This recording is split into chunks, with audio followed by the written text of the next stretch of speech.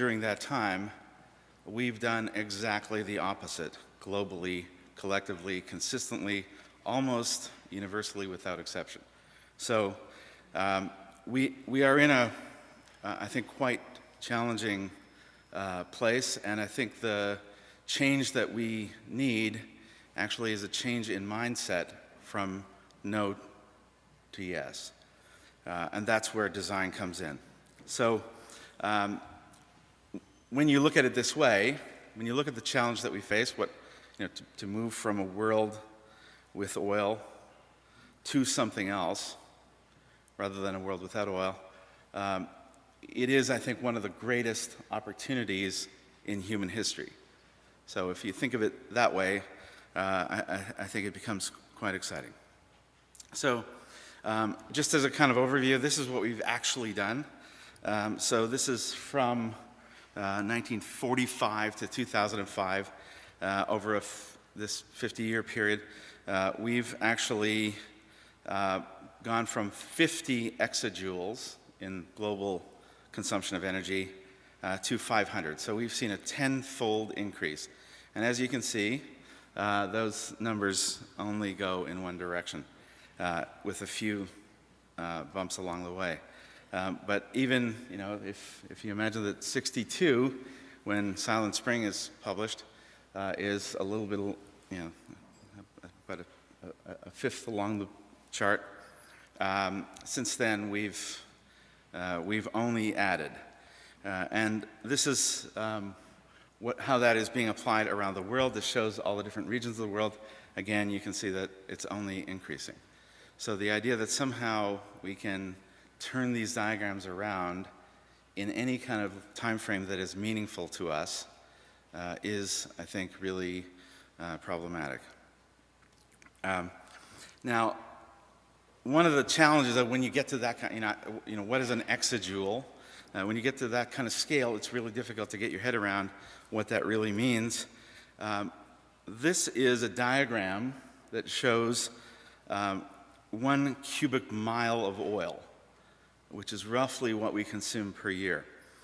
So we currently burn 26.8 billion barrels of oil, or 1.02 cubic miles, and that's the Eiffel Tower for scale.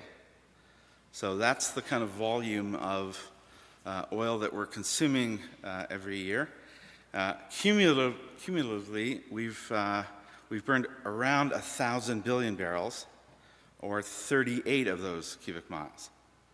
So to imagine that we are currently consuming that scale of energy from this source, and that we would have to imagine something else replacing that, is a challenge on a scale that is, it's hardly imaginable. And this is quite a cool project by Hewitt Crane and Ed Kinderman, who actually turned that cubic mile of oil into equivalents that we could start to understand. So what would we have to do to replace it? Right? So if we wanted to take that off the table as part of our culture, what would we do to replace it? And the numbers are absolutely staggering, because these are 5 different sources that they imagined using. On the top right, it's the Three Gorges Dam.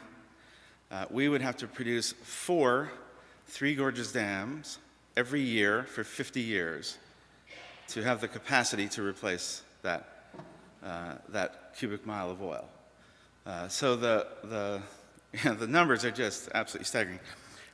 Nuclear power plants, 52 per year for 50 years. 2,600 nuclear reactors. 4.5 billion solar panels. So if we simply take the way that we are doing things now and roll them out, we have I think, quite a challenge ahead of us. In addition, the impact of that, of the burning of that oil, and the sheer presence of our great numbers has been really challenging. And one of the things that I like to remind ourselves of when I look at a graph like this, which shows population against environmental impact and resource consumption from 1750 to today. So we see this absolutely radical chart. But the interesting thing about it is that it's a graph of success. We have the problems of succeeding. The real challenge that we have is that we've succeeded so tremendously. The challenges that we face are not the problems of failure. We've succeeded so radically because of people like Sheila and people working all over the world on this sort of innovation, helping people to be healthy, to extend their life, etc. We've created a radical new set of challenges and problems, and we're going to welcome 3 additional billion people into this situation in the next 30 or 40 years.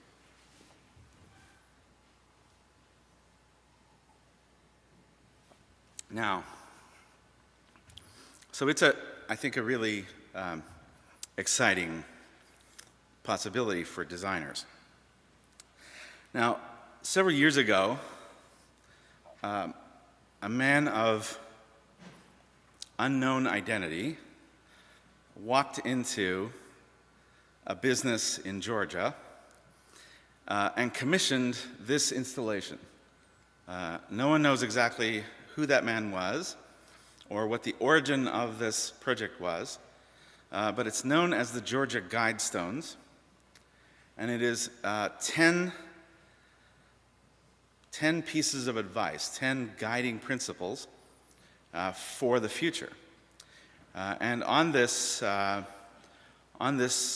massive pieces of stone in Georgia were inscribed, and this was the commission, these 10 ideas in 8 different languages on each side of these massive stones.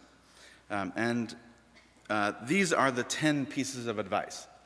So, maintain humanity under 500 million in perpetual balance with nature. Guide reproduction wisely, improving fitness and diversity.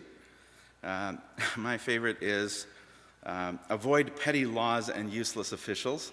I think it's always one of my guiding principles. So somebody, somehow a group of people built this quite amazing Georgia Guidestones in the countryside. And this idea of maintaining humanity under 500 million basically got this response. If you can't read it, it says, the elite want 80% of us dead.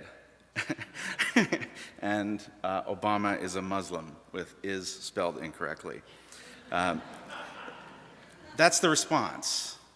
So the idea that somehow we're going to go backwards, that we're going to abandon the scale of occupation that we have, that we're somehow going to get back to 500 million in sympathy with nature, is simply not plausible. And when we think about it, when we say, hey, let's go backwards, let's try and eliminate 80% of the population, that we get very few volunteers. So we realize that we can't go backwards. We have only one way out of here, and it's forwards.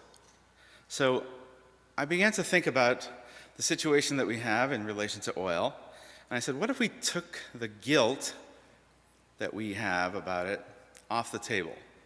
What if we took guilt out of the equation and began to simply look at our possibilities? And so I said, let's assume climate change is not our fault.